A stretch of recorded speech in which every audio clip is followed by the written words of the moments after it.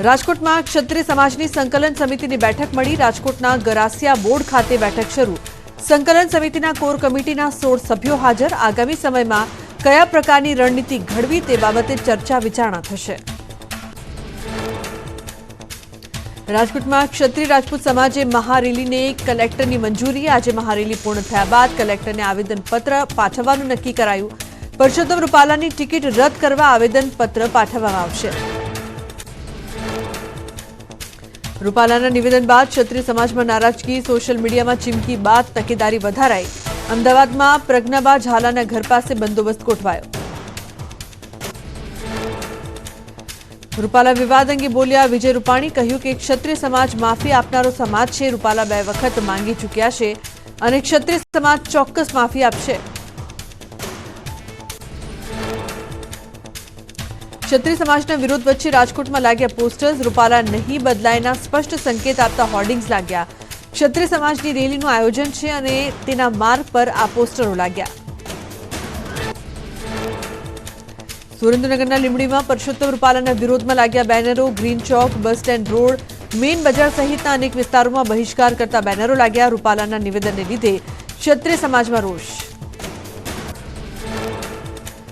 રૂપાલાના વિરોધમાં રણનીતિ ઘડશે ક્ષત્રિય સમાજ। અમદાવાદના ગોતામાં મળશે ક્ષત્રિય સમાજની બેઠક। રાજવી પરિવારના આગેવાનો પણ બેઠકમાં જોડાશે। ભાજપે નિર્ણય ન લેતા હવે ક્ષત્રિય સમાજ લડી લેવાના મૂડમાં। રૂપાલા વિવાદમાં ક્ષત્રિય સમાજ લડી લેવાના મૂડમાં। ક્ષત્રિય સમાજની રાજકોટમાં મળશે બેઠક। રાજપૂત સમાજ સંકલન સમિતિ રાજકોટમાં કરશે બેઠક। વિવાદો વચ્ચે પરસોત્તમ રૂપાલાએ આપ્યું નિવેદન। કહ્યું 1-2 દિવસમાં જાહેર કરીશ ફોર્મ ભરવાની તારીખ। અમરેલીના લોકોએ પાઘડી પહેરીને આવવા કરી અપીલ। આરએસએસ વડા મોહન ભાગવત 3 દિવસના ગુજરાત પ્રવાસે। મોહન ભાગવત વહેલી સવારે વડોદરા રેલવે સ્ટેશન પહોંચ્યા। ભરૂચમાં આજે બેઠક કરશે ભાગવત। 7 એપ્રિલે ગરુડેશ્વર દત્ત મંદિરે દર્શન કરશે।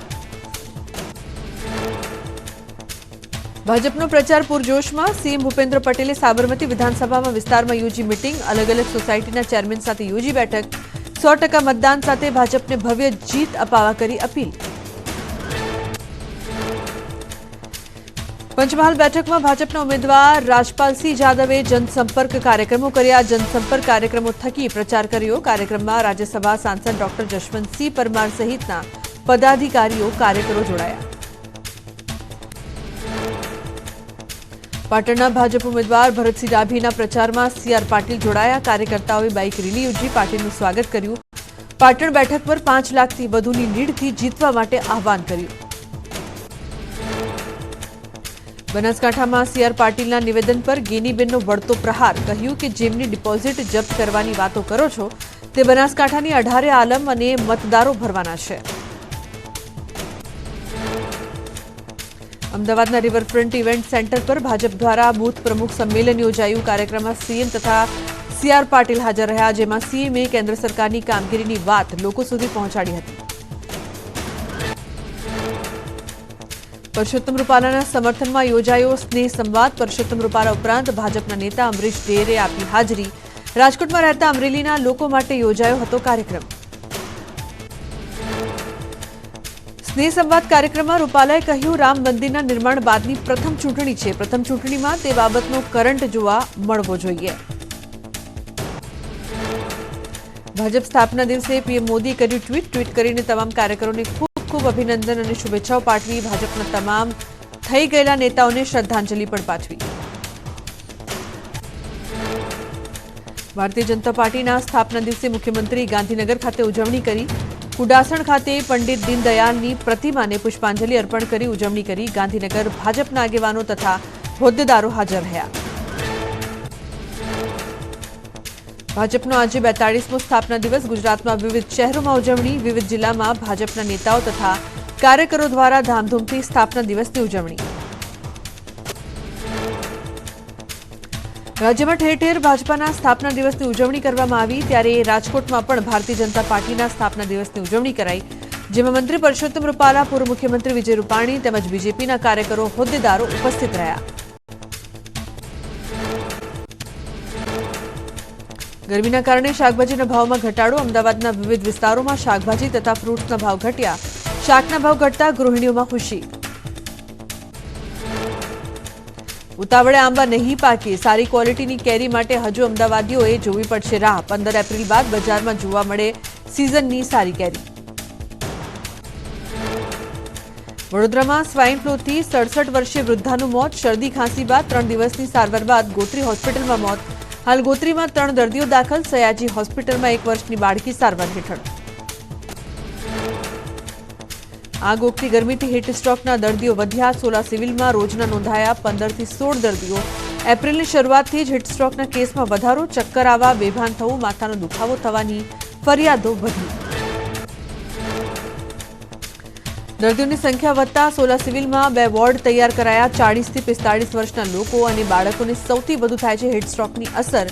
લોકોને તકેદારી રાખવા તબીબોની સૂચના. 2 દિવસ બાદ ફરી રાજ્યમાં શરૂ થશે આખરી ગરમીનો રાઉન્ડ. પારો 1 થી 2 ડિગ્રી ઉંચકવાની શક્યતા. 2 દિવસ બાદ ગરમીનો પારો 40 ડિગ્રી પહોંચવાની હવામાન વિભાગની આગાહી.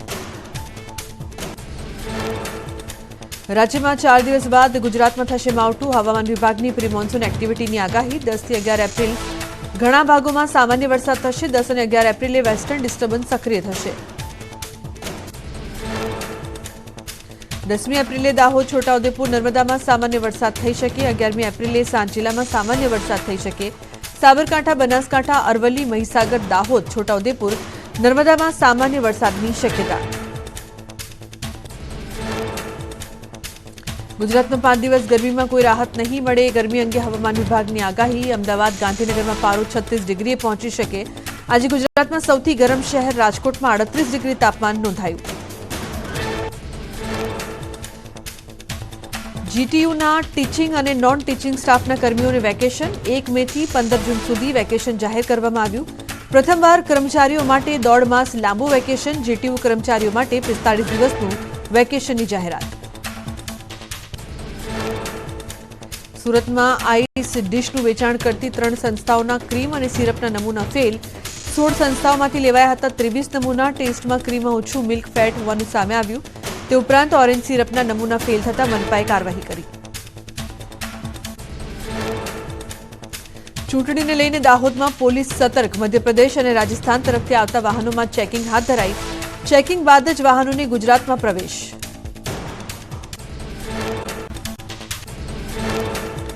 પીએમ મોદીના આજે 3 મોટા કાર્યક્રમ. સહારનપુર, પુષ્કર અને ગાઝીબાદમાં પીએમ મોદી જંગી સભા અને રેલી કરશે. રાજસ્થાનના અજમેરમાં કમોસમી વરસાદ. અજમેરના અનેક વિસ્તારોમાં વરસાદ પડ્યો. માવઠાના કારણે સ્થાનિકોને હાલાકી. ડાંગમાં 100 ઇંચથી વધુ વરસાદ નોંધાતો હોવા છતાં પાણીનો પોકાર. જિલ્લાના મુખ્ય મથક આહવામાં પાણીની તંગીને લીધે મહિલાઓને કરવો પડે છે રઝળપાટ. પાણી માટે જંગલમાં કે નજીકમાં નદીના નાળામાં કોતર બનાવીને જવું પડે છે પાણી લેવા. પાલનપુરમાં પાણી નહીં તો વોટ નહીંના લાગ્યા બેનર્સ. રાજકીય આગેવાનોના પ્રવેશ પર ગ્રામજનોએ લગાવ્યો પ્રતિબંધ. ગોવિંદા હેરિટેજમાં બેનર લગાવીને 40 મકાનધારકોએ નોંધાવ્યો વિરોધ. પાણીની સમસ્યા નહીં ઉકેલાય તો ધરણાની ચીમકી.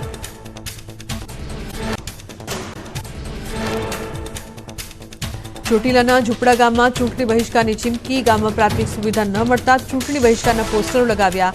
પીવાના પાણી, રસ્તા સહિતની સમસ્યાઓ સામે તંત્રએ આંખ આડા કાન કરતા ગ્રામજનોને હાલાકી. ઉનાળો શરૂ થતાં જ ભાવનગરમાં પાણીનું સંકટ. જળાશયો તળિયા ઝાટક થતા પાણીની પારાયણ શરૂ. મહિલાઓ બેડા લઈને પાણી ભરવા મજબૂર. વટારિયા શુગરના સભાસદોનો આક્રોશ. શેરડીના ઓછા ભાવ જાહેર થતા સભાસદોએ કસ્ટોડિયન કમિટીના ડિરેક્ટરને કરી રજૂઆત. 3000 થી વધુ ભાવ પાડવા કરી માંગ. અમદાવાદની ચોખા બજારમાં 150 જેટલા હમાલ ઉતર્યા હડતાળ પર. કોન્ટ્રાક્ટ રિન્યુ ન થવાથી મજૂરોમાં રોષ. ભાવ વધારાની માંગ સાથે મજૂર સંઘના આગેવાનોની હડતાળ. ભર ઉનાળે બોટાદનો રમાઘાટ ડેમ છલકાયો. સવની યોજના અંતર્ગત પાણી છોડાતા ડેમ ઓવરફ્લો થયો. ગઢડા સહિત 10 ગામો માટે જીવાદોરી સમાન ડેમ છલોછલ થતા ખેડૂતોમાં આનંદ. દ્વારકાના 21 ટાપુઓ પર પ્રવેશ પ્રતિબંધ મુકાયો. દરિયાના રસ્તે થતી દેશ વિરોધી પ્રવૃત્તિ અટકાવવા દ્વારકાના અધિક કલેક્ટરનો મોટો નિર્ણય. 3 જૂન સુધી લોકોના અવરજવર માટે બહાર પાડ્યું જાહેરનામું. જાહેરનામાનું ઉલ્લંઘન કરનાર સામે થશે કાર્યવાહી. ચૂંટણી કાર્ડ ઓનલાઈન અપડેટ કરાવતા પહેલા સાવધાન, સાયબર ગઠિયાઓ ઓનલાઈન ઠગાઈ માટે મોકલી રહ્યા છે ફેક લિંક। અજાણી લિંક પર ક્લિક કરતા એકાઉન્ટ થઈ જશે ખાલી। આવી લિંકથી સાવધાન રહેવા અપીલ।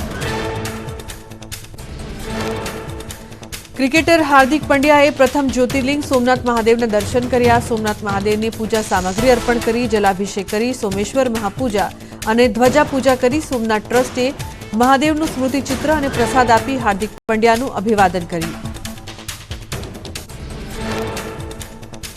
પાટણ સરકારી હોસ્પિટલની દુર્દશાને લઈને હાઈકોર્ટે નારાજગી વ્યક્ત કરી। સરકારી આયુર્વેદિક હોસ્પિટલની બેહાલ સ્થિતિને લઈને કોર્ટમાં અરજી। આયુષ મંત્રાલયે આ બિલ્ડિંગ કોઈ ઉપયોગમાં નહીં હોવાનું જણાવ્યું। હાઈકોર્ટે મંત્રાલયના ડિરેક્ટરનો ખુલાસો કરવા આદેશ કર્યો।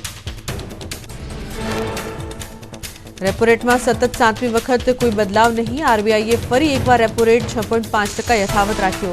વ્યાજ દરમાં કોઈ ફેરફાર નહીં। વિવાદ વચ્ચે રૂપાલાએ શરૂ કર્યો ચૂંટણી પ્રચાર। આશાપુરા માતાજીના મંદિરે પહોંચીને ચઢાવી ચૂંટણીનો કર્યો પ્રચાર। પ્રચારના શ્રી ગણેશ દિલ્હીમાં મળેલી બેઠકમાં ભાજપે પ્રચાર શરૂ કરતા આપી લીલી ઝંડી। રાજકોટ બેઠક પર લોકસભા ચૂંટણીનો જંગ જીતવા રૂપાલા આવ્યા મેદાને। પરસોત્તમ રૂપાલાએ શરૂ કર્યો ડોર ટુ ડોર પ્રચાર। રાજકોટવાસીઓ સાથે જનસંવાદ કરીને જંગી લીડથી જીતાડવા અપીલ કરી। પરસોત્તમ રૂપાલાએ મહિલાઓ સાથે કરી ટિફિન બેઠક। ક્ષત્રિયોના વિરોધ વચ્ચે મહિલાઓ સાથે ટિફિન બેઠક કરી ફરી પ્રચારમાં જોડાયા રૂપાલા। રૂપાલાએ મોહનકુંડ આર્યા સહિત મહિલાઓ સાથે ભોજન કરીને કરી ચર્ચા।